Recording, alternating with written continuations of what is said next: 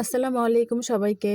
দশম রোজায় আজকে ইফতারিতে বানালাম সয়াবিনের চপ। এটা আমি আজকে প্রথমবার বানাইছি আর প্রথমবারে এত পারফেক্ট ভাবে হয়েছে আমি ভাবতেও পারিনি, মাশাআল্লাহ। তো প্রথমে এখানে আমি সয়াবিনগুলোতে গরম পানিতে কিছুক্ষণ ডুবিয়ে ফুটাই নিছি। তারপর একটা ছাঁকনি দিয়ে সয়াবিনগুলো তুলে হাত দিয়ে চিপে সয়াবিনের ভেতরের পানি ফেলে দিছি। এবারে সয়াবিনগুলো একটা ব্লেন্ডারে ব্লেন্ড করে নিতে হবে। এটা চাইলে শিলপাটাতেও করা যাবে, আমি শিলপাটাতে করছি কারণ বাসায় তো ব্লেন্ডার নাই, 3বার তো ভাঙছি। এবারে দিছি পেঁয়াজ মরিচ কুচি ও আদা রসুন বাটা। তারপর সব রকমের মশলা, হলুদ, লবণ, মরিচ, জিরা, ধনিয়ার গুঁড়া দিয়ে সবগুলো উপকরণ খুব ভালোভাবে মেখে নিছি। এবারে একটা ডিম দিয়ে সব উপকরণগুলো আবার খুব ভালোভাবে মেখে নিছি যেন কোথাও দলা পেকে না থাকে। এবারে হাতে একটু একটু করে নিয়ে ছোট ছোট গোল গোল শেপ দিয়ে চপের মতো সবগুলো বানায় ফেললাম একটা একটা করে।